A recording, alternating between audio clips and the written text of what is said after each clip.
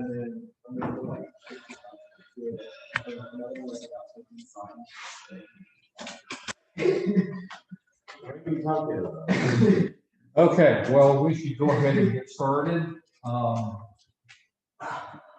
Let's pray first. I told you a few minutes ago that I had not gotten in touch with Nathan, but I was able to get him on the phone just a few minutes ago, Mr. Tucker. And he's still having a lot of pain. He's got an appointment with his pain doctor tomorrow. Stanley's got a lot of sickness as well. So there's a lot of things going on. You know, his surgery was late and there's been some complications. So I don't know what the probability is at this point we will actually get to hear him teach. Let's pray for him, especially for his recovery. Any other prayer requests? Yes. I have an ear infection. Okay. A really bad ear infection. All right. Both ears are just one. As well. Okay. Our dad is swamped with claims from Texas currently. With Claims from Texas. oh, right. Yeah, I imagine he is. Yes. Okay. Did you say? Claims. What do you think she said? Clams? She said clams. And then she repeated it, and I was thinking where the clams. She said, but it's this FedEx truck came up with a bunch of clams.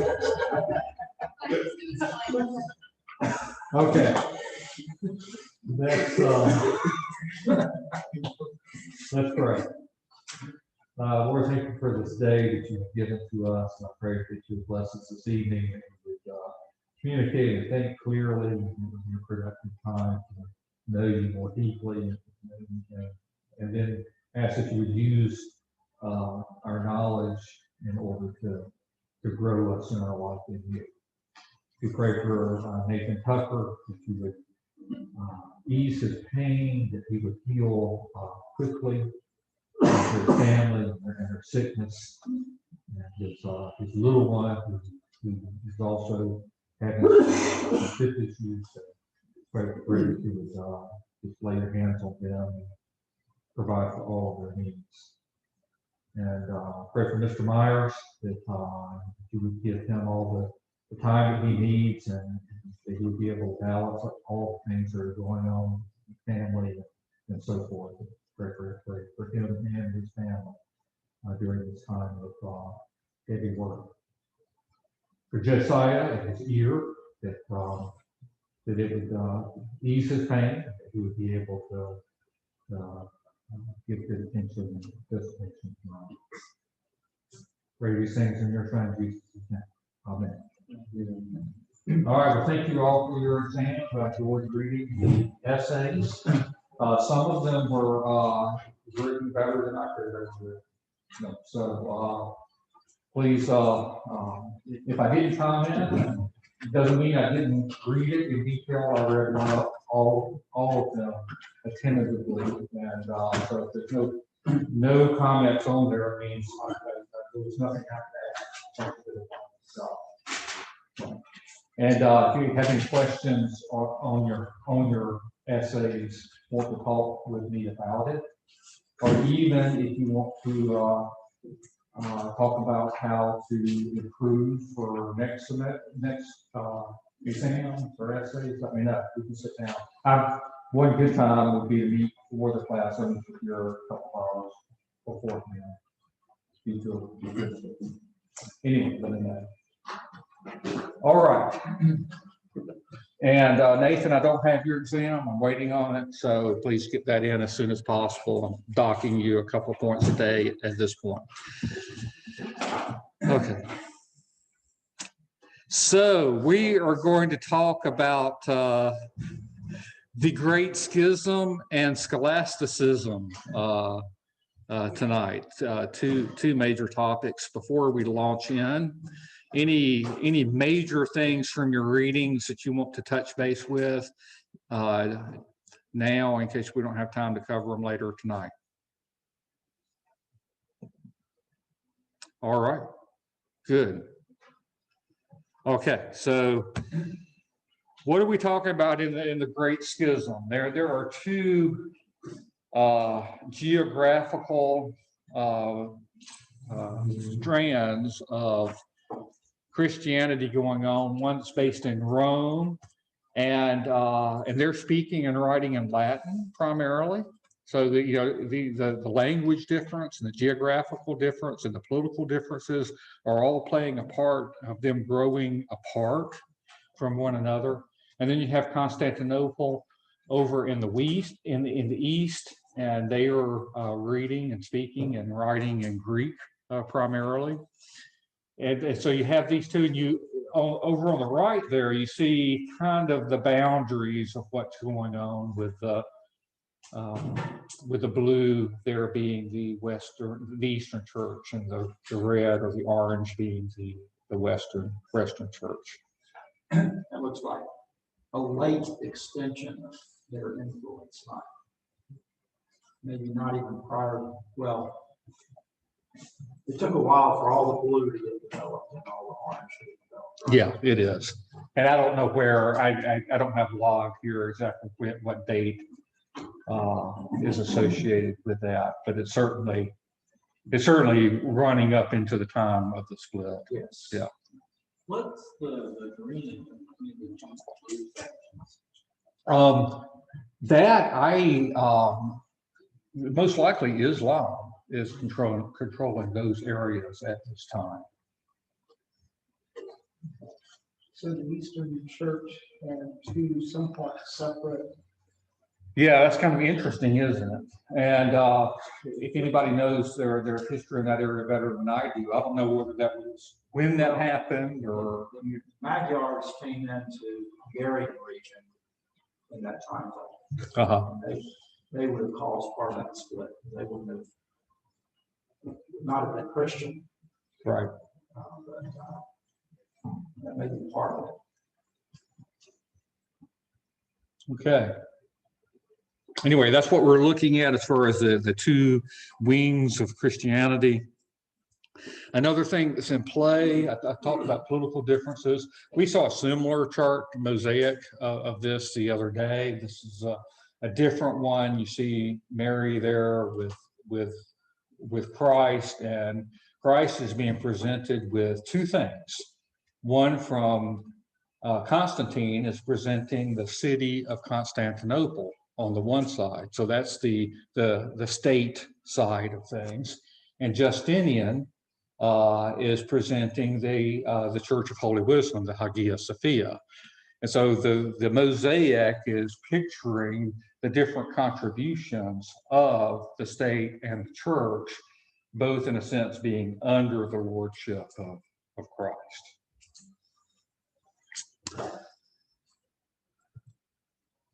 And there is a opportunistic picture of the Hagia Sophia, very pretty, but the minarets are obscured by the trees, you can tell. So there's been an attempt to do that. And AD 1054 is when the event occurred. Now, the split wasn't full and recognized for some time, and it had been growing for some time. So this is like a point in time where an official thing happens, but the split is occurring over a long period of time. So it was a summer afternoon in the year 1054, as the service was about to begin in the spacious Church of the Holy Wisdom in Constantinople. Cardinal Humbert and two other representatives or legates of Pope Leo IX entered the building and made their way up to the sanctuary. They had not come to pray. They placed a bull, which was an official papal document of excommunication, upon the altar and marched out once more. As they passed through the western door, the cardinal shook the dust from his feet with the words, "Let God look and judge." It's reported by some that a deacon ran after them in great distress and begged them to take back the bull, but Humbert refused and dropped it in the street. So that is when the official split takes place. very dramatic things going on. So we're going to dig in a little bit and talk about what was the causes of the split. But before we sort of think historically, I thought it would be useful to go through, well, what are the major differences between Catholicism and Greek Orthodoxy? Because we don't talk about Orthodoxy very much. We think in terms of there was a split of the church with Luther and going forward with the Protestants being excommunicated from the Catholic Church. And those are the two main wings of the church. But then there's Orthodoxy, and it is huge. And so we really should think in terms of not of two, but three. And I'm going to assume we know what we believe. Maybe we'll review the list in a minute and say, well, which side are we on more on this list in a minute? But let's look at Orthodoxy and Catholicism. Well, one is papal supremacy. So the Pope in Rome, the seat of Peter, is it supreme over the church? And the Eastern Church, their position was, well, it's kind of a first among equals. Yeah, we'll grant you that Peter was a first among equals, and we'll grant the seat of Peter as being a first among equals. But there's no real authority. There's no real hierarchy of the seat of Rome being over the seat of Constantinople. So there was a difference on that point. There is a difference. There's also a difference of papal infallibility. So, and we tend to, let me clarify what that means. It's not that everything the Pope says is absolutely true, but it is what he says in his office or from the seat of Peter as a decree. Those things are considered to be absolute and true. Yeah, James. I thought that wasn't until later that these proclamations actually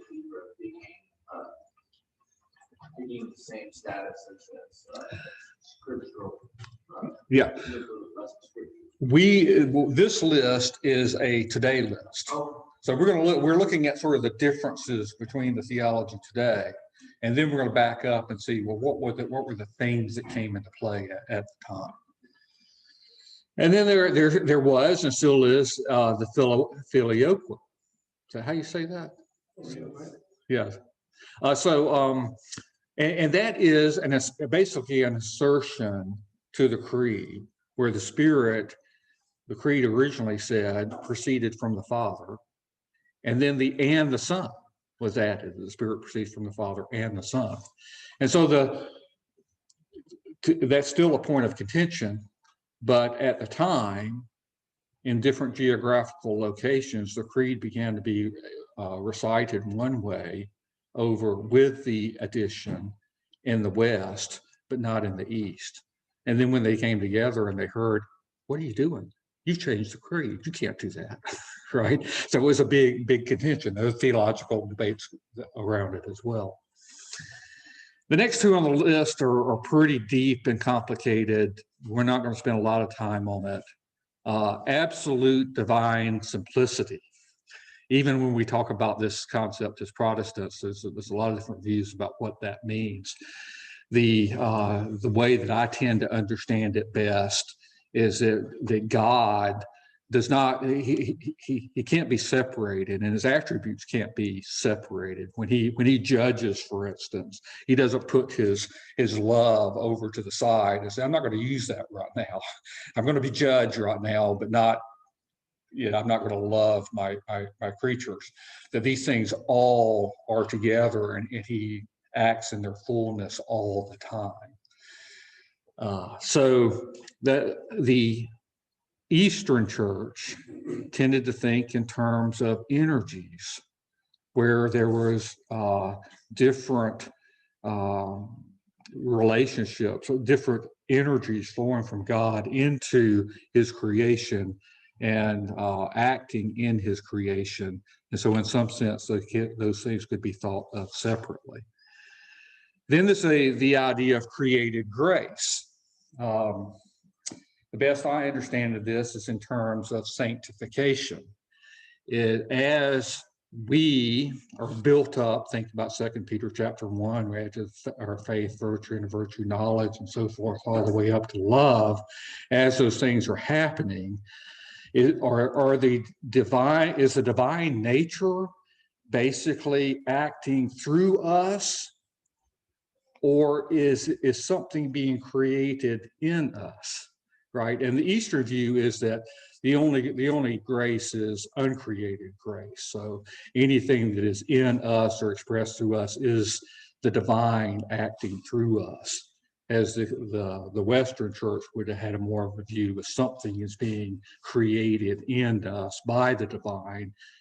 See kind of the difference between those two things. So theologically, that's a difference. Transubstantiation.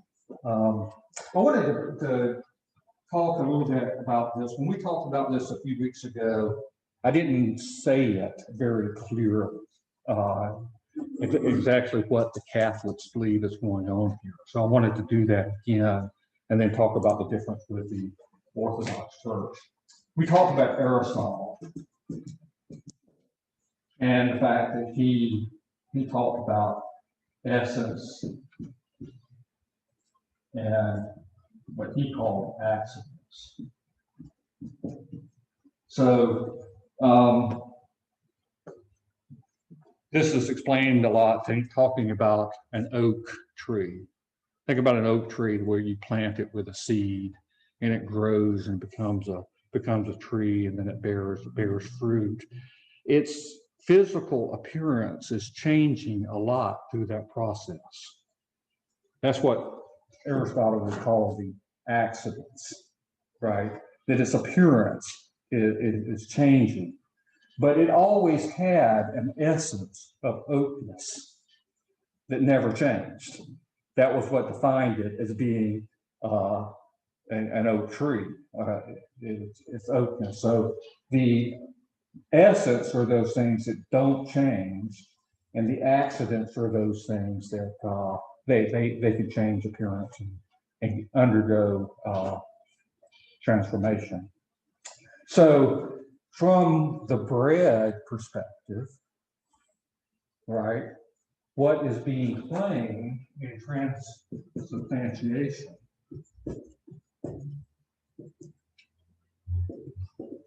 is that the accidents, the bread, that it looks and feels and tastes like a bread, do not change. But the essence, the breadness, changes. It's no longer bread. It's the body of Christ. Okay, so it doesn't appear to change via its appearance and look and feel and taste and so forth, but the essence is not breadness anymore. It's the body of Christ. That's what it is. And that's why I said that this was really what I consider to be philosophical nonsense, because the definitions of these things say the essence don't change, but the accidents do. And how Aquinas described transubstantiation is exactly the opposite. That's what the Catholics believe. Okay, so the Orthodox do believe that Christ is present in the bread. They refuse to take or decline to take the next step and explain how it happens, right? So Christ is in the bread, he's present, but they don't support the idea of transubstantiation. It's a mystery about how that occurs. Then you have the Immaculate Conception. The idea of the Immaculate Conception is that somehow Mary was preserved in her holiness. She didn't sin before the birth of Christ. She was preserved in a special way, and then she conceived and bore the Son, Christ. And I think we all know the concept of purgatory. How do they differ on that? those things are things that emerge basically geographically separately or later. So the Orthodox Church does not hold Immaculate Conception or purgatory. Only the Catholic Church does. So, Do they worship? Is Orthodox worship Mary the way they no. pray to her? When we talk about icons, think of Mary in terms of a very special icon, right? And so we're going to talk about icons and what they do with icons. The final nail of the coffin. Sure. Yeah, it may have not been the most serious difference between the two, and often the thing that ends up being the one that's thought about the biggest is not the most serious thing, but the icons were the ones that was thought about. I have some Orthodox music that says a lot about Mary. Yeah. Okay. So there's some similarities on that. I have to go back and look at the texts, but there was enough there that disturbed me. Right. But some of Father Parrott's music, the texts speak in ways that I don't think are appropriate. Right. John Taverner and some of his pieces have similar issues. And he's Greek Orthodox. I don't remember about Father Parrott, but that makes me think that there are some similar issues. Okay. Yeah. I don't know the depth of which they. You didn't mention Easter. Well, that was the biggest. Is it? Yeah. Okay. When I've traveled in Romania, Yeah. and they find out you're a Protestant, the first thing they will talk about is, when do you think Easter is? Okay. All right. It's like the top issue. And I'm Okay. like, I don't get it. Yeah, I don't get it right now either, but you've piqued my interest. So, They do recognize different things. yeah. So when do they recognize Easter? It's still based on a lunar type of calendar, but it's different basis, so it ends up being a week or two off.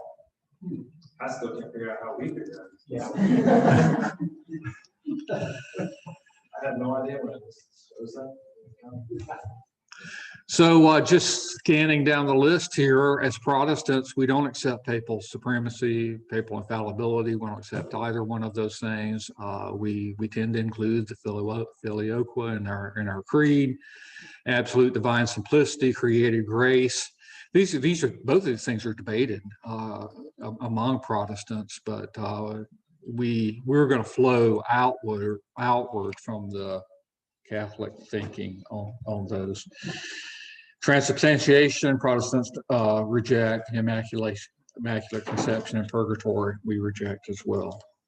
So just scanning the list, you might say, well, we might be more on the Orthodox side than on the Catholic side. It does appear that many of the big heresies that emerged in the West, and then were solidified after the split. All right. But then there's iconography.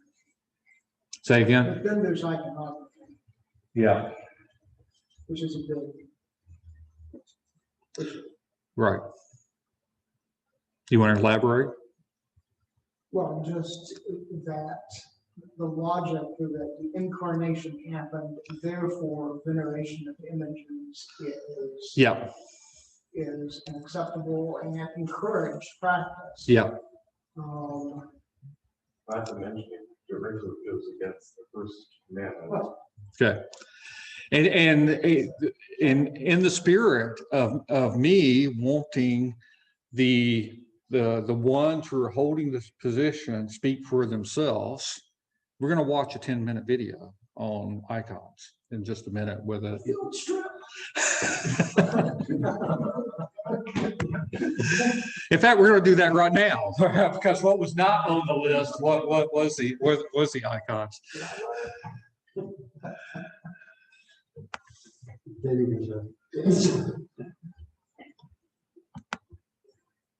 could print them,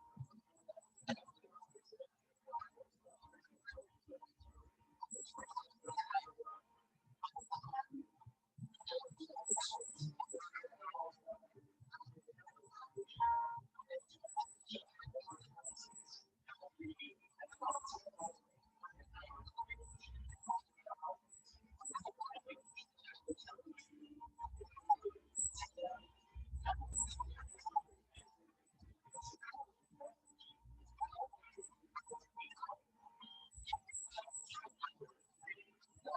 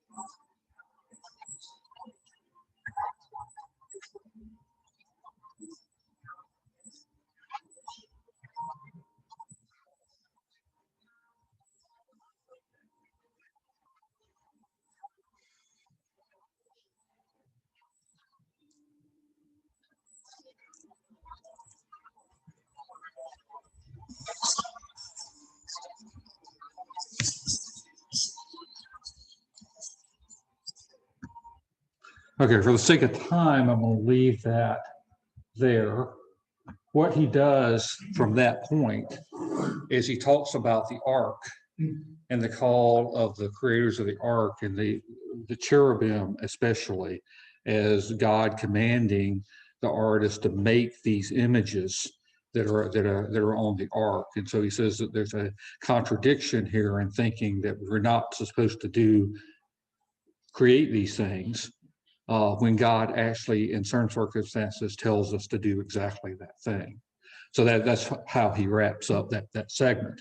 Now, I'll send the slides out, and you'll have that link with the slides later. There's a follow-up presentation where he goes, another 10-minute thing that you might want to listen to, where he talks about what exactly do they do. They make a difference between veneration and worship. I'm not sure I understand that difference, but listen to him and what he says and see if you can grasp the difference that he's drawing there. They say they do not worship, but they do venerate, in a sense, hold up and honor the saints and not the icons in some way. The saints through the icons. He makes a point of saying that they're not doing anything to the physical. They're not expressing any emotion to the physical thing that is there at all, but it's just a vehicle for them to express emotion to the thing that it represents. So, having said that, I don't want to spend too much time here, but can you buy his argument or not? No. Yes and no. Who said yes? You do buy his argument? Yes. It depends on how you're worshiping. If it's just there to be there, then I don't think it would be bad. But if you're using it to worship, that's when it becomes bad. Who said no? I would say no. Okay. The Bible is very, it's an argument for silence, but if you look to the Bible for examples of this, they really don't exist. Even the ark is hidden away, only seen by one person once a year. Yeah. Right, in normal circumstances. Right. There's just there's no example of this, and then you have the negative example of the golden calf, Right. which was supposed to be a representation of God. Yeah. And that didn't go well. Yeah. Right. Okay. One right, Nathan? So, I think the problem I have with graven images is the consistency of how it's applied with, as far as those statues of Jesus, Mary, to me, those are different than people would even consider somebody wearing a cross on their neck, a graven image. And I just don't see, nobody I personally know that put crosses on their neck is worshiping that cross, but they're wearing it as a representation of. So to me, that would not be a great image, but a lot of people would consider it. But it's not like we shouldn't be making images. What we can make. Yeah, that's the point. Is what are you doing with that image? Right. And I think for each person, for one person it could be a graven image, and one person it could. Right. Yeah, I think he's trying to say like that the graven image is like it's a way that we worship God and that God's more, first commandments are more concerned. But I mean, God is also very concerned that we worship Him in the way that He has told us to worship Him. Very So good. in the story of David Yep. and the Bible, where they thought they were honoring God by offering something other than what He commanded them to. It's clear that no. Yeah. So He isn't just concerned that we think we're worshiping Him, that we do it in the way that He's told us to. Right. One thing I forget the first of the meetings, which is a valid concern, is we will, in our zeal to not represent Christ, end up representing him in ways that essentially say he wasn't incarnate. Mhm. For example, we don't want to show him, so it would be a disembodied voice. Right. The camera never pans there. Might see the shadow, but, okay. And in that case, what you're doing is building up something which is definitely false, because he really was incarnate. Yeah. Which And that- leads me to the position, you shouldn't even go there. Right. Because you can't avoid misleading in one way or another. Okay. I think the shadow would show he's incarnate. You know Uh, what I'm saying? I mean. yeah, they're yeah, but I also get the idea that, well, you're not showing fully, so you're somehow not okay with doing that. Right. That's why I would show you just the shadow, because I'm not okay with that. Well, one thing, I don't think the argument was persuasive at all. This idea of Adam was the icon of God, Jesus is the icon of God. I don't understand how that's a proof of why icons are okay. God made Jesus and Adam. You know, Jesus is the image of God. Adam's made the image of God. Yeah, I think it. Prove that we can make images. I think it is. I think it would fail strictly as a proof. But I will add this. He also dismissed the second commandment, saying it doesn't. God's not concerned about making images. That's exactly what it says. Thou shalt not make. That's the word. Yeah. And he ignores the make and says, because he later says worship. That's what he meant. Well, he's gonna say he's not gonna deny the first. He's gonna say contextually, you don't make them in order to worship them. Right. That's what he's going to say.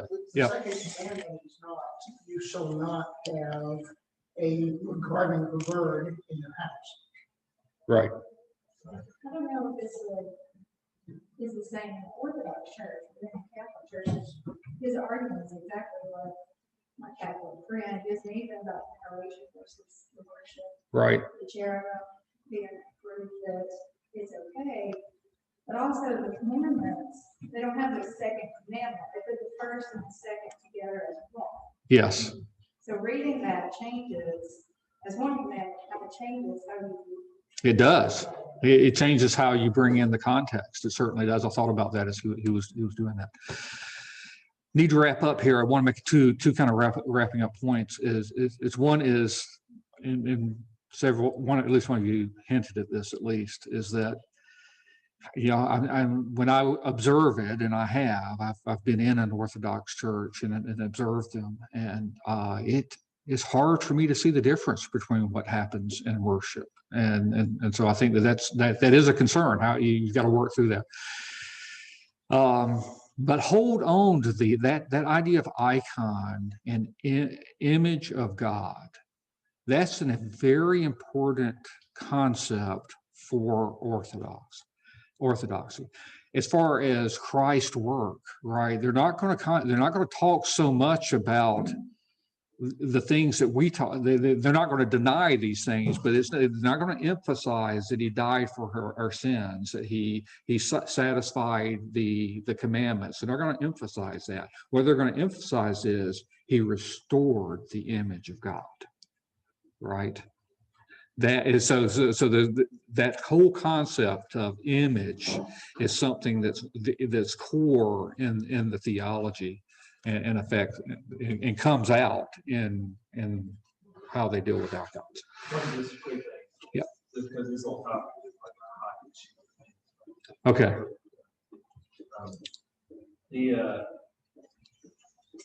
The cherubim don't prove, the cherubim prove that you can make art, like you were saying, birds, things like that you can make art, but it does not prove you can make images of God. See, that's my main objection. I'm not concerned about the images of the saints. I'm worried about pictures of God. Right. That is exactly what second commandment is after. And then Deuteronomy 4, it's very clear as well. Deuteronomy 4:12. The Lord spoke to you out of the fire. You heard the sound of the words, but you saw the form. Only heard a voice. He's emphasizing that for a reason. Okay. Good points. We need to move on. Okay. Yeah. But you do draw a distinction between the image of Christ and these other images. There would be two issues there to deal with, right?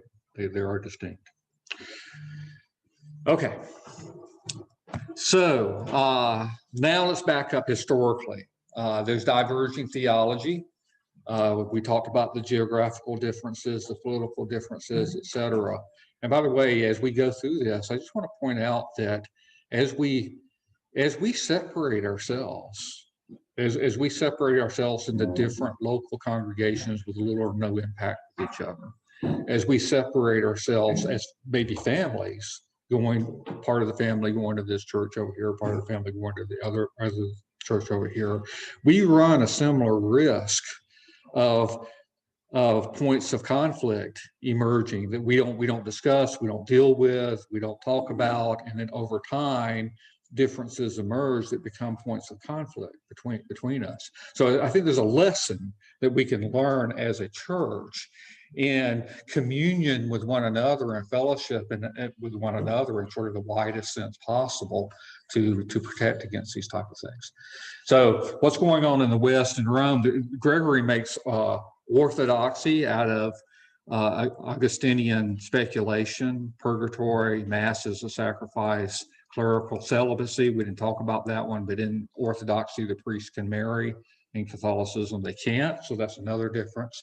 So these things that Gregory, who I already talked about, is sort of pushing and creating points that aren't scriptural, aren't happening over in the West because they're separated.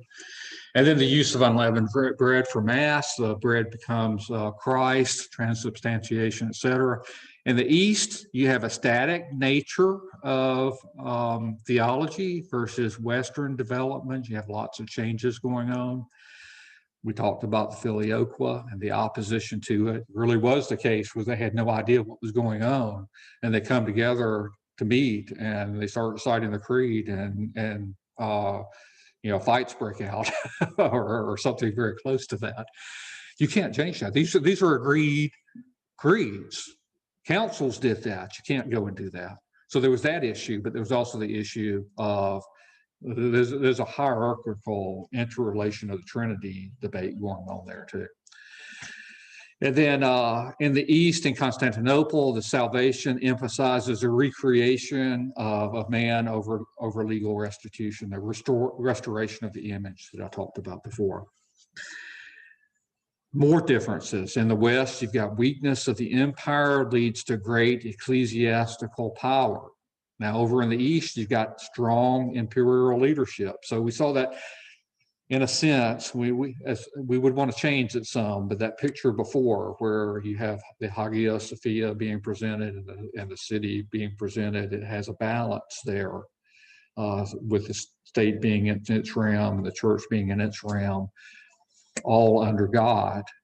Well, in one location, you've got the Pope is supreme, and the church has power over the state. It goes back and forth, but they have that. And in the East, it's not that way. The state has the power over the church there. So in the West, Pope Leo represents Rome before invaders. He negotiates for leniency. You got Peter as supreme there. And then a general merging in the East, you got a general merging of the church and state, resulting in a decline of independence of the Patriarch of Constantinople. So the state is encroaching there. And then we have the issue of icons, which we just talked about. So again, the Eastern emphasis is on the restoration of God's image. The icons as representations of holiness are useful to focus one's attention to the holy. That's the argument. Icons of Mary, the apostles, the saints, and even angels are accepted. And the claim is that images are good. Otherwise, Christ could not have come as an image of God. We heard that argument in the presentation.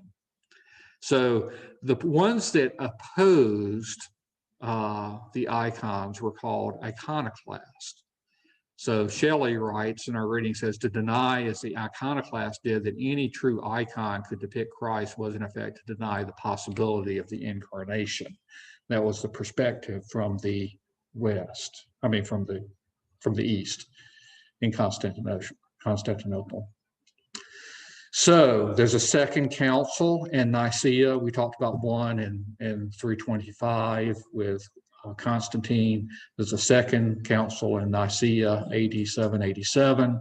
And the iconoclasts, those opposed to icons, are condemned by the General Council in Nicaea. So icons are affirmed. And they're in that language of you cannot worship them.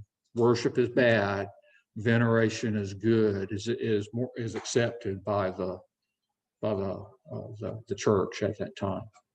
Was the Western Church involved in that council? Yes. Yeah, was it very limited representation, as I recall? I'm thinking of the right council. Probably. Yeah, I would think probably so. I don't recall. Yeah. This is a bit of an aside, but it seems like tying something and the possibility of the incarnation of these councils is a great way to get right is accepted by the whole church. Yeah. Because that's what they did with, I can't remember the original Nicene Creed with the unity of Christ. Mm-hmm. Yeah, It ties it to. Now the question is your logic good in doing that, right? If you can do that and your logic is good doing that, then it's a solid argument. It does not follow. I would say that I would say it does not follow. Yeah, that would be my position.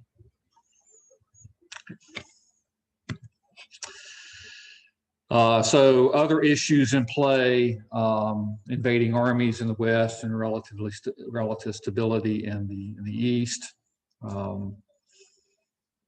Political and ecclesiastical rivalry is going on between Constantinople and Rome. And there's a growing ecclesiastical centralization in the West under the Bishop of Rome.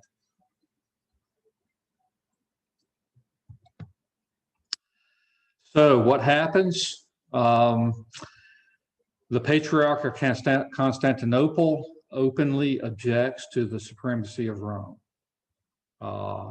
And his three primary reasons are: you guys are corrupt, you guys are circular, and I'm not sure what Westernism means, but it sounds bad to me.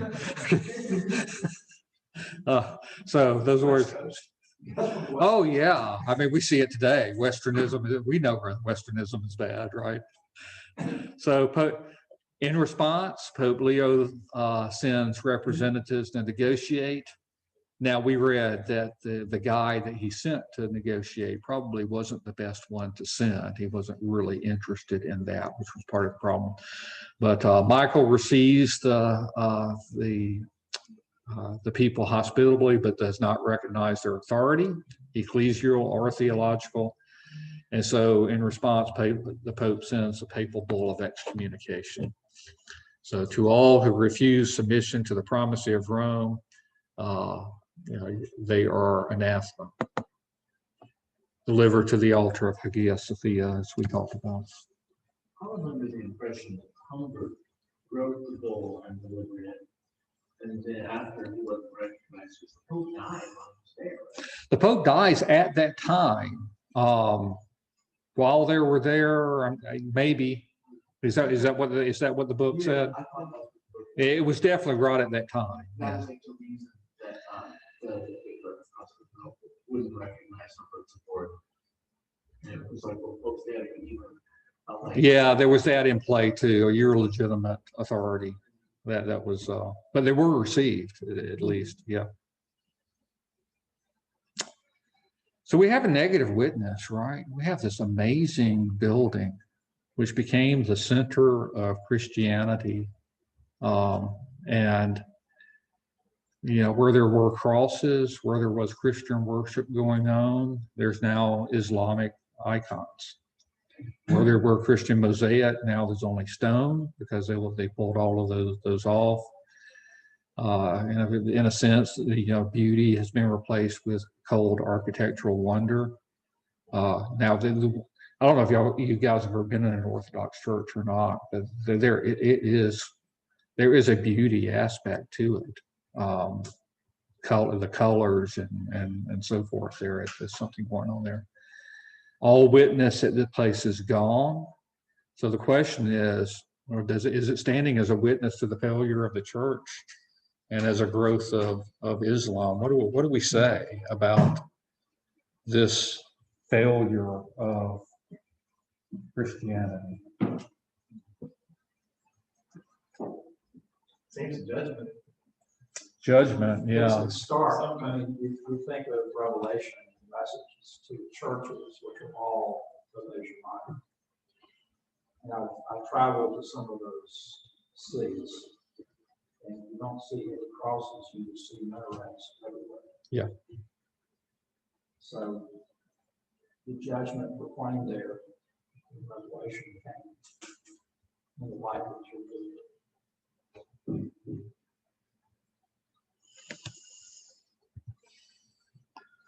So one thing that happened is, you had sort of the center of the church move from Rome to Constantinople, and then moved yet again. The argument for the Orthodox Church is, well, it's not defeat. There's a new center, and that became Russia. And there's some awesome cathedrals there now. So some argue that the center of Christianity moved first from Rome to Constantinople, and then subsequently to Russia.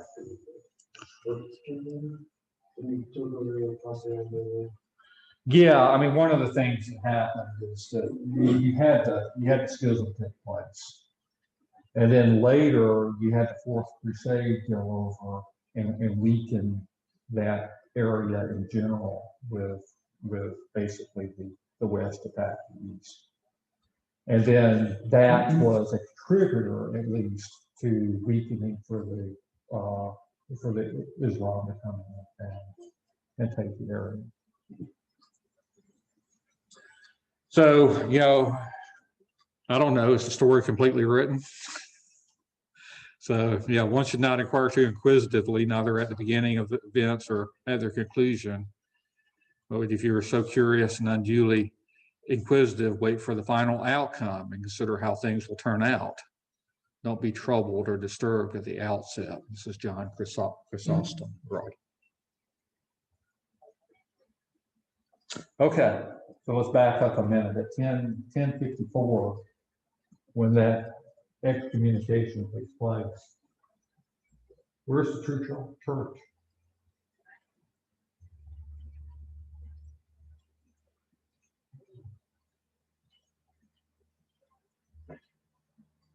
It's still there. God doesn't leave himself without a witness. Where is it? Is it in both places? Is it in neither place? Faithful communities wherever they may be. Okay. Talking about when they both excommunicate each other. Yeah. You're excommunicated, they're excommunicated. Yeah. What? So, I mean, we do have the power of the church to excommunicate people, and then when they do, they're not part of the church, right? So both have said the other side is not part of the church. So where's the church? Church has become invisible. It's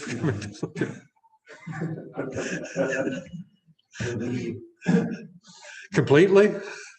Figuratively, and they both have the gospel wrong, so, Is there no gospel at this time? well, it exists, but they have it wrong. So did the church, I learned a lot about this. So Yeah. did the church go into hibernation, the true church? Uh-huh. I mean, it was reborn, rebuilt, in Reformation.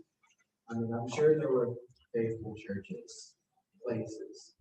Yeah, individuals. There were a lot of witless cusses Yes, that's what I was. out there. Yeah.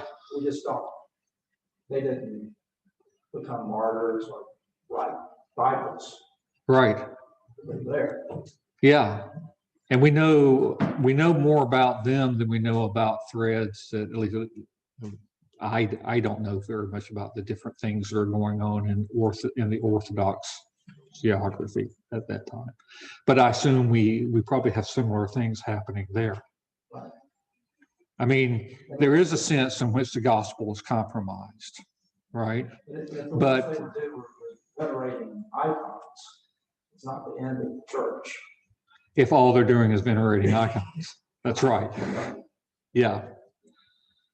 They're wrong, but that doesn't make them outside. I think there's probably lots of local churches with faithful priests who try to teach the Bible as best they do. Probably a lot of that going on. We're just looking for leadership. Yeah. Leadership's corrupted. Yeah. In the church. That can be said of maybe other denominations that people are a part of. The leadership is very centralized and bureaucratic and a lot of corruption. With local churches, there could be thousands of local churches that are Sure. faithfully doing the week by week, day by day, serving the Lord. Okay. None of us are right at all. Yeah. It's not going to be a theological exam for entry into heaven, is there? I really don't know. James, did you have something? Yeah, reading about this reminds me of what Paul says about the individual Christian carrying out the law of sin in the individual's life. When you go to do righteousness, sin is right there with you. And it strikes me that those people are kind of prideful, and perhaps there's too much authority given to some of these leaders in the church. They don't seem to have evil intentions. Fundamentally, I think that they are legitimately concerned for who Christ is and what is done for the spread of the gospel. It's just that in trying to come together and do that, they have sin, and they tend to break apart. Yeah. So, and then it becomes, intentions don't carry the day either, right? So there has to be a truth upon which those intentions are operating, but it is a point of discussion is what are those core elements. And even when we look at the misguided, what I think is a misguided practice of venerating icons, to what extent does that compromise the gospel within the church is a question that needs to be asked. And it's probably not the same all the way across Orthodoxy. I mean, for instance, when I was in South America and observed Catholicism there, it looked a whole lot like Hinduism to me, right? They were hanging the statues at their, and seemed to be worshiping them the same way that the Hindu idols. And so and it doesn't look that way everywhere. Probably the same in Orthodoxy as well. Calvin recognized that even though he split off from the church, he still recognized that there were lots of local churches and Christians in the Roman Catholic Church that weren't coming out. Yeah. Yeah. A good question to ask in that regard. Well, I was planning to ask this next week, but here it is. Did Luther become a Christian when he was excommunicated by the church? No. So if he was a Christian before he was excommunicated by the church, that means it must be possible to be a Christian within the Catholic Church at that time, right?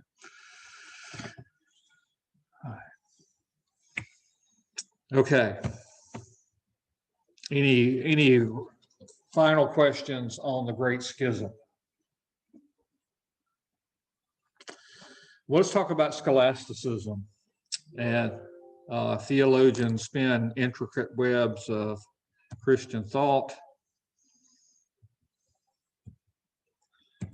I don't know why this happens occasionally. There's your book. Honestly, it's just a.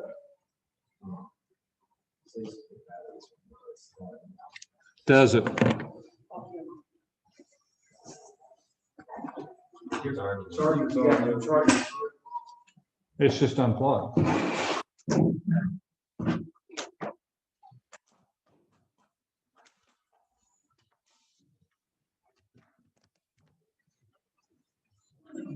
Okay, maybe it'll work now.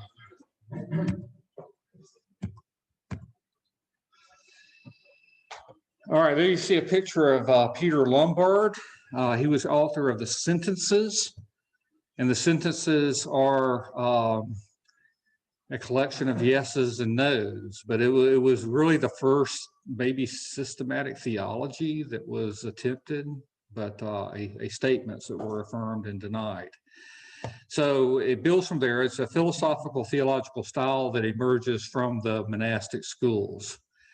It places a high value on human reason as a proper tool for determining knowledge. And through scholasticism, monastic schools evolved into cathedral schools and eventually into universities. It's a lot of good stuff going on there, but I don't know if any of you have read the Scholastics. We'll talk about Anselm in a minute.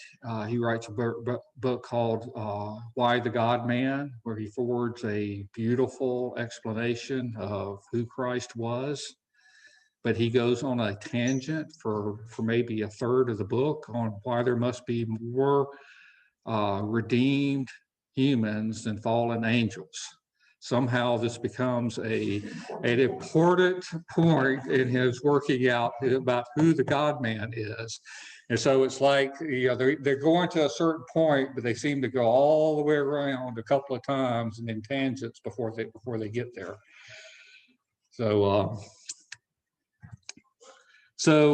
scholasticism recognized limits. There's Anselm. He's praying at one of the beginnings of his writings. This is we may look at his argument for the ontological argument from Proslagion. This is the lead-in to that. He says, "I'm not trying, O Lord, to penetrate thy loftiness, for I cannot begin to match my understanding with it. But I desire in some measure to understand thy truth, which my heart believes and loves." And then we saw this quote last week, I think, "For I do not seek to understand in order to believe, but to believe in order to understand." So there's a purpose in his madness. So, as mentioned, he writes the book "Why the God-Man," and I want to talk about scholasticism and atonement in general. So scholasticism made many contributions to modern day biblical theology.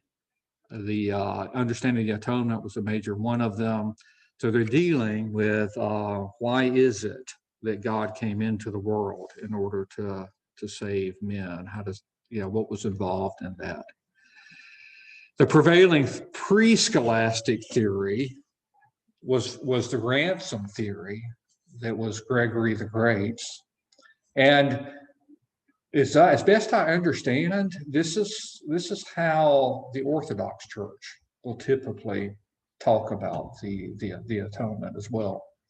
So it's often referred to as a fishhook theory. So Satan he's caught in a sense by Christ's humanity. He's hooked because he thinks he can win the day, right? He's hooked, but he's tricked by the divinity of Christ. So after he takes the bait, now he's in a battle that he did not anticipate, and he's defeated through it.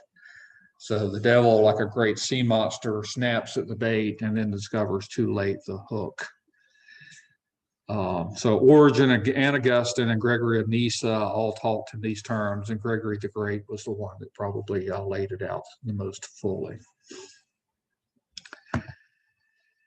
Anselm thought we could do better than the ransom theory, and he forwards the satisfaction theory, which is I hold to this, not exclusively. I think we can understand the atonement in a variety of different ways, but this seems to be the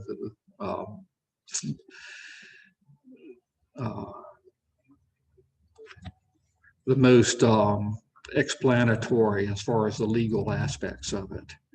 He outlines this and he emphasized God's righteousness and writes why God became human.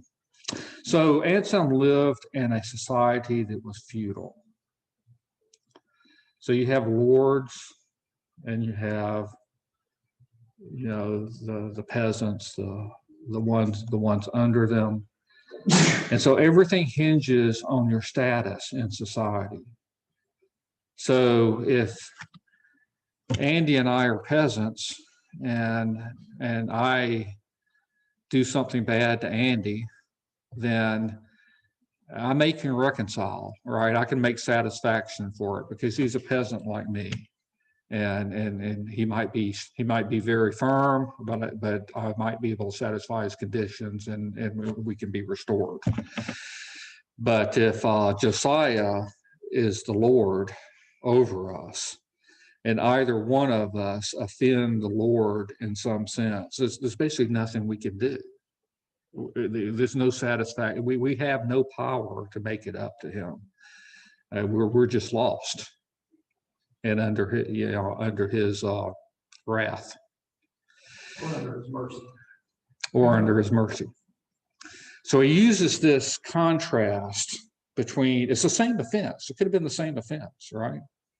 But it's far worse for Lord Josiah than he is for peasant Andy. Okay, it's far worse. And so you extrapolate that to infinity, right? God being Lord in an infinite sense. Then an offense, the smallest, most trivial offense that we could imagine against an infinite God, infinite Lord, is of infinite consequence. And we're just basically with no hope. Cosmic rebellion is what Parsons called it. Okay, yeah, sure. So here's what he had to say is that one, God created humanity in a state of original righteousness with the objective of eternal blessedness.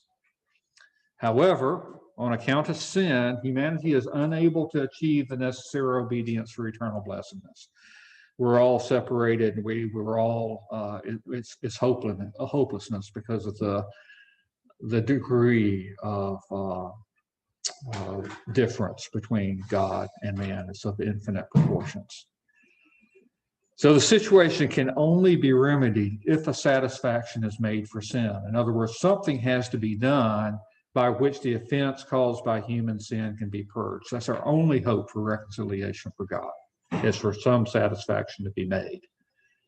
However, as we discussed, there is no way in which humanity can provide this necessary satisfaction. We're hopeless to do it.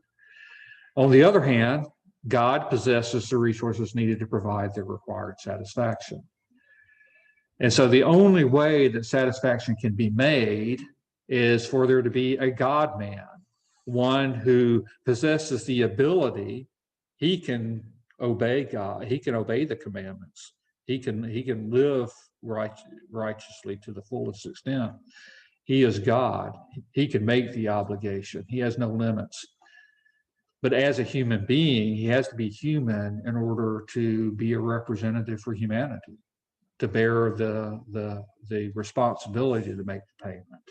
So it has to be a God-man. It has to be man, because man bears the responsibility, but only God can do it. So the only satisfaction that could be made is the God-man. And I know I've alluded to it on one other occasion already, but this is what Job gets at. It's essentially what Job says, is that Job knows if he goes into court in the presence of God, he will be condemned. He has no hope. And so he posits that, oh, if only there was one who could touch God and bring man together, to bring these two together. There'd be a mediator between God and man. If there's only that, then I would have hope. He's essentially saying the same thing. Anselm is essentially saying the same thing as we read in Job. So is the satisfaction only in the sense of satisfying the righteous requirements, or is the satisfaction also in the sense of satisfying the judgment? And this the infinite part of that aspect of satisfaction as well. It's been a long time since I read his book. I think he deals with both, but I think his focus is on obedience. Okay. His There is primary the focus. thought that the infinite also is the only one that would take the wrath of God. Yeah, right. And he probably covers that. It's been too long from my reading to say for sure.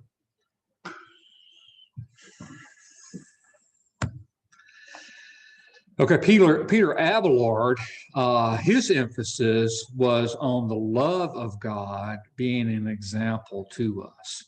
So he's credited with the moral influence theory. Some suggest that Abelard said that he rejected all forensic legal talk in this area, but I don't think he did. But he did emphasize the moral aspect, that God is our example by loving us with the love that only God can do. This is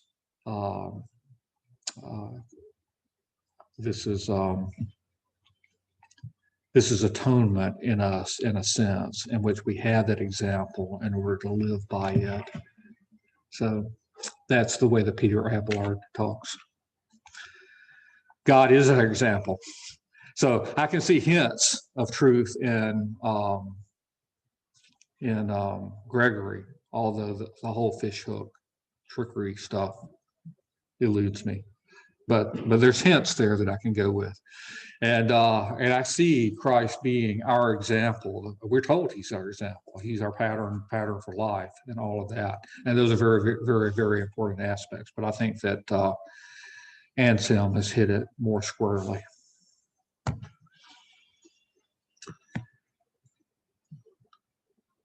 We'll skip that one. Let's move to Thomas Aquinas. We're not going to spend enough time on Thomas Aquinas, but he's probably he's the doctor. He is I believe that he was the first one that was honored with a doctor title because of his theological competence. And then from that day, we honor people with a doctor title who has done the sufficient research and so forth to deserve it. So he's a Dominican monk. He brings scholasticism to its apex and exists today as the great theologian of the Catholic Church.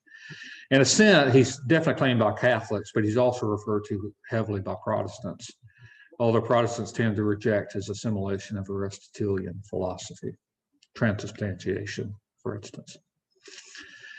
He's second only to Augustine in influence of Christian theology. He's another one who his Summa Theologica takes up a whole bookshelf in the library, something like that. It's systematic theology, and it's extremely logical. Its clarity is I think is simply amazing, where he asks a question. This is his method. He asks a question, he provides an answer. Then he says, here's objection number one, answer to objection number one. Here's objection number two, answer to objection number two. He goes through all the objections that he can think of, and then writes a summary on the question. Very thorough, very logical method that he has. Okay.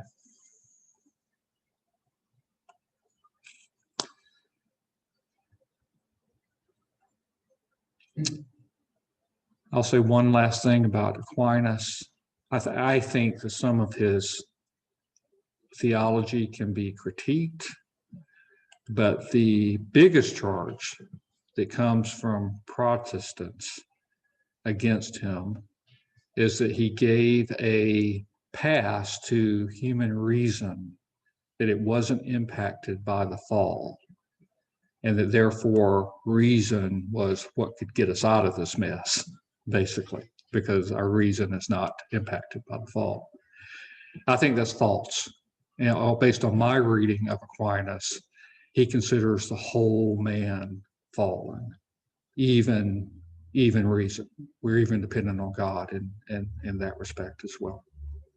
That's based on my reading. So the arguments for God, these things come out of the scholastic period.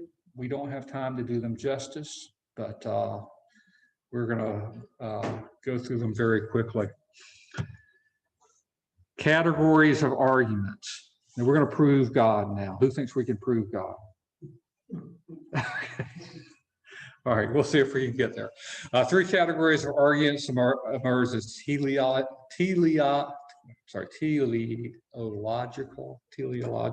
if I can get my tongue working correctly. From end arguments. So telos means ends or purpose. So this is an argument from that perspective. Focuses on design in the physical universe, implies a supernatural creator. Then there's the cosmological argument from cosmos. Basically, there must be some beginning, some first move. For Aristotle will talk in terms of first mover. Aquinas is going to talk in terms of causation and contingency and perfection and these type of things. And then the ontological argument, which is from being. Ontology means being, so this is from existence in a sense. And I'll sum it up this way. It asks this question: how could a being that has evolved from nothing and who necessarily depends and reacts on things seen conceive of a perfect superior being? I think that's essentially the question that it ends up asking, that there must be something greater out there because we have these concepts that demand that there is something greater. So those are we're going to get to a 4th one, but those are typically the 3 categories that we'll see. So the teleological argument, think in terms of DNA, the complexity of DNA, the complexity of the human body, the complexity of the world around us. All of these things are like screaming out to us intelligence and design. And that requires an intelligent being at its source and a designer to design it. Anthropic principle that we live in a world that seems to be uniquely designed for us to live in. So that seems to be a planned event. And lately, a lot of discussion is about intelligent design. We see design, and it seems to be have intelligence in it. So that must come from an intelligent designer. And Michael Behe has talked about the idea of irreducible complexity, that we look at the eye, for instance, and it has various components in it that are all dependent upon each other. And it couldn't work unless it has all of these things. And so there's irreducible complexity. If you take one of those away, then it doesn't work a little bit less. It doesn't work 80% or something like that. It doesn't work at all. He's famous for using a mousetrap analogy, where you have different pieces of the mousetrap that all have to work and for the mousetrap to serve its purpose. So that's the teleological argument. Cosmological argument. Aquinas is famous for his 5 ways. I'm not going to go into detail on those, but 4 of those tend to be cosmological, and the 5th one is a teleological argument. But it basically boils down to this. He says that all things in nature can be and not be. That's which cannot be at some time is not.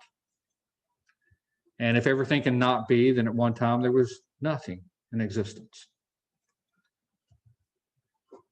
Therefore, there must be something the existence of which is necessary or causal for everything else. And so if we have something that's necessary or causal for our existence, then that thing must either be caused by something else, it must have a necessary thing that's responsible for its cause, or it must be somehow necessary itself. And he says it's impossible to go on to infinity if everything is an effect which requires a cause. If everything is that way, then you sort of have an infinite stream of things going on. You can never reach the source. And if you can never work backwards to the source, you can't go the other way either. So the argument is you have to hit at some point something that has itself its own necessity. It's not caused by another. It exists in and of itself. And that thing, it would be God. So that's sort of the cosmological argument. You can think in terms of motion, right? Something's moving. Something had to cause it to move, right? And and that thing, is that thing moving? Something must have caused it. Yes. And then you get to something that must have been the first mover. And then the ontological argument, if we have time, we'll look at a couple of variations of this. This is Anselm's. This is the one he writes after he prays that prayer we looked at earlier. He says that God is a being greater than which anything else can be thought. Or let me make sure I state that right. God is a being than which nothing greater can be thought. So if you think of something, if you have a definition of God and you think of something greater than that, then that prior definition you had is not God. It's that thing that's greater. So that's the definition. There can't be anything greater than what satisfies whatever definition you have for God. Then he goes to step 2. He says, such a being can be said to exist, at least in one's understanding, because even the fool can understand the concept when he hears it. He's working from Psalm 14, by the way. The fool has said in his heart, there is no God. But the fool can understand this. So at least this thing exists in our understanding because we know what we're talking about when we talk about it. And then he draws a distinction. Existence in reality, something that really exists, is separate and greater than existence in one's understanding. All right, see that that's a distinction. It's different. If God, however, exists in the understanding alone, then a greater being can be thought, namely one that has existence in reality. But then what we said is the same thing, that which a greater cannot be thought is that which a greater can be thought, which is contradictory. And this is impossible. Therefore, God exists in both the understanding and in reality. You guys convinced? Went over this last semester, well, this semester here, and I still can't quite get it. I can't quite get it. Yeah. The problem people get is the third one, right? Existence and reality is separate and greater. It's not the separate part, but the greater part. What is it by greater? Yeah. And what do we mean by existence? That's the right about. And then it's also critiqued, probably mostly critiqued by its first word, God.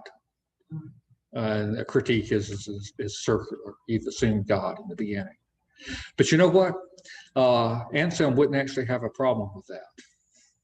But because he really wasn't as much concerned about proving God, which one of my favorite authors says something like this: if we could prove God, we'd actually disprove him, because then we'd show that we could explain him, and God can't be explained by humanity. So God must be something much greater than we could ever prove. Think about that one tonight. See what you think about that. Anselm wouldn't be concerned about that because he wasn't he was trying to understand, well, why does the Psalm say that only the fool, I'm sorry, but I've lost the quote. The fool has said in his heart, there is no God. Why is it foolish to say in your heart that there is no God? And so he's working that concept out. Another ontological argument is that it comes from Descartes, and it's an argument from doubt. He talks about the body and the mind and says it might be odd to doubt that one has a body, but it's not impossible. You can doubt that you don't have a body. A little bit odd, but it can be done. Specters floating around. He says, but in that doubt, actually, whether you doubt the body or you doubt the mind, you actually affirm that the mind exists, because doubting is an act of the mind. So you actually can't doubt without actually affirming that the mind exists.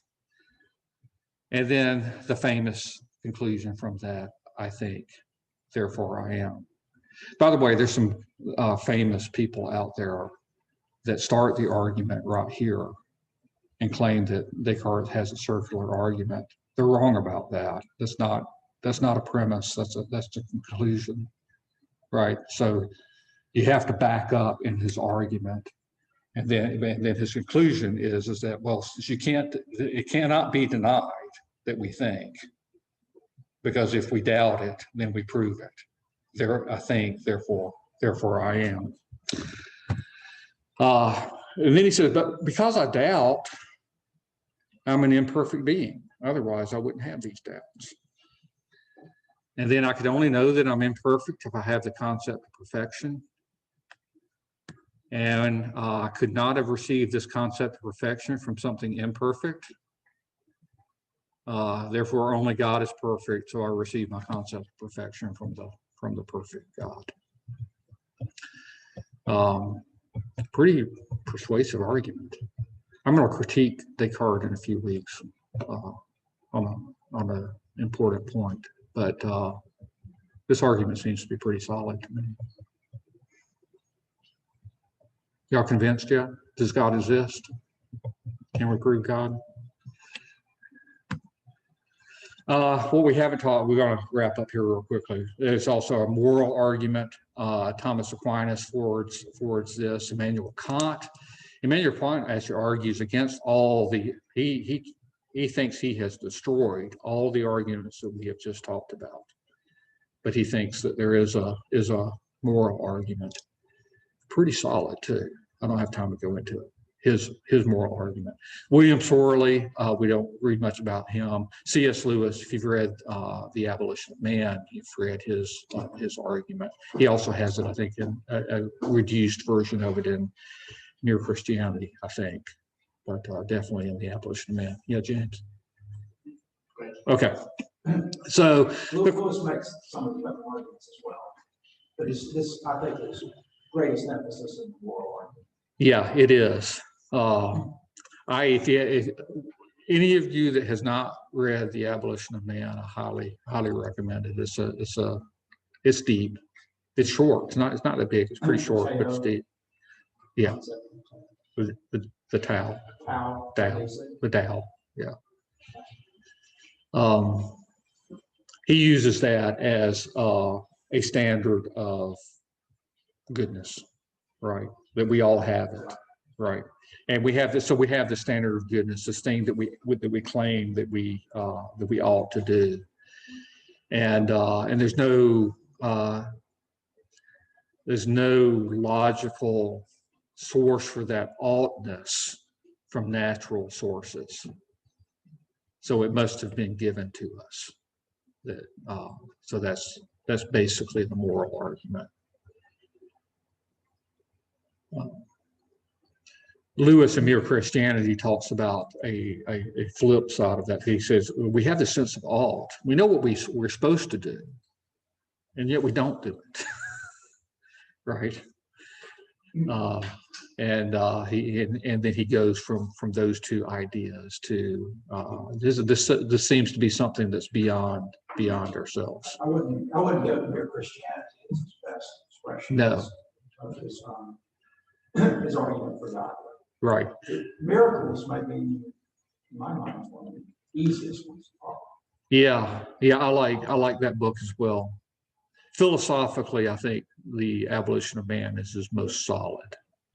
Yeah. Okay, let's briefly, limitations of proof. They fail to prove the existence of an all-powerful, personal, benevolent God, right? They can only go so far. And you can make the same arguments for a pantheistic God or a Islamic God and so forth. They do speak to something that's more than the material. We grant them that. But they actually don't tell us about Christ and the God of the Bible. They don't prove that. Human reason is finite, so this gets back to what I said about Kierkegaard a minute ago. If we could prove God, we probably would disprove him in the process. They're not always effective in evangelism. In fact, they seem to have more effect among Christians in bolstering our faith than they do in evangelism. They have some use in evangelism. Kant was very good at offering counter arguments for each proof. I personally think his counter arguments are not persuasive, but many people do. And what are the value of proofs? They demonstrate the reasonableness of Christianity. They can serve as counter arguments to the secular worldview. They do have some use in evangelism. They may have a cumulative impact in evangelism. They point to the guilt of all humanity, especially the moral argument as C.S. Lewis works it out. And they edify believers. Okay, well, that's it for this evening. Any questions before we close? I'll leave the essay things up there, also send out the slides. We call this scholastic period, not because there wasn't aspects of it before, and certainly is after. But I guess it's a matter of quantity and some original approach. They're definitely pushing the depths in a way that hasn't been pushed before. There's nothing that was produced like the Summa before the Summa was produced. Or even if you go back to Lombard and the sentences, nothing like that until he produced it. So there's work going on, scholarship going on, if you will. But it's also descriptive of the method that I talked about. The fact that Anselm felt it necessary to answer that second question in order to talk about the God-man, right? And they do go on those things.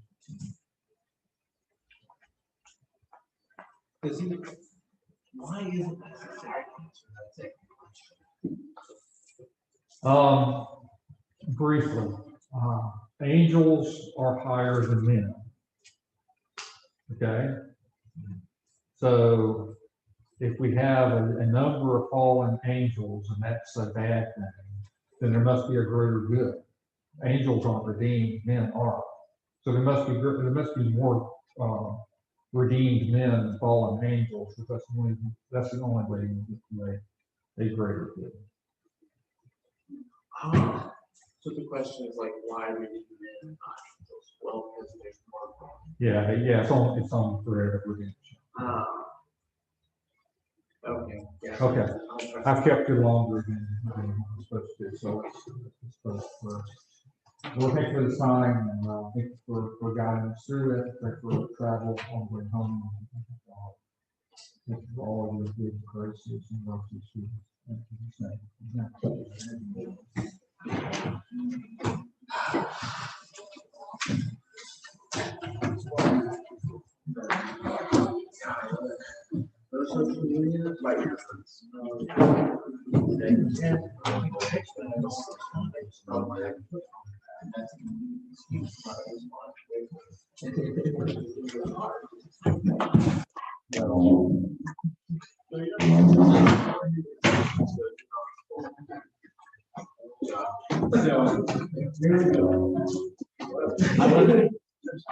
I wanted to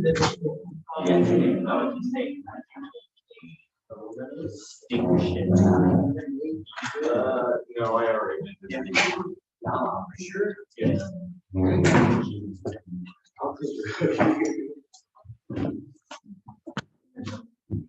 Are you stopping waiting to that? Yes. Okay. Yeah, so we're gonna go. And then we'll pick up our kids.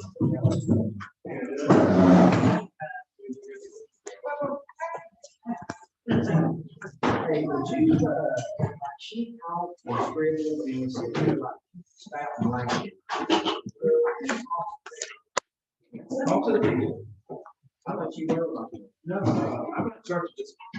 I mean, Everybody okay with me taking down questions? yes. I made it. There's one more, but he wants my brother. It's not good.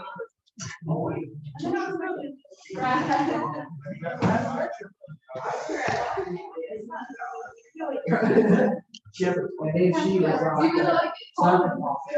That's. You guys, you go to the question. I mean, honestly, That's what it is.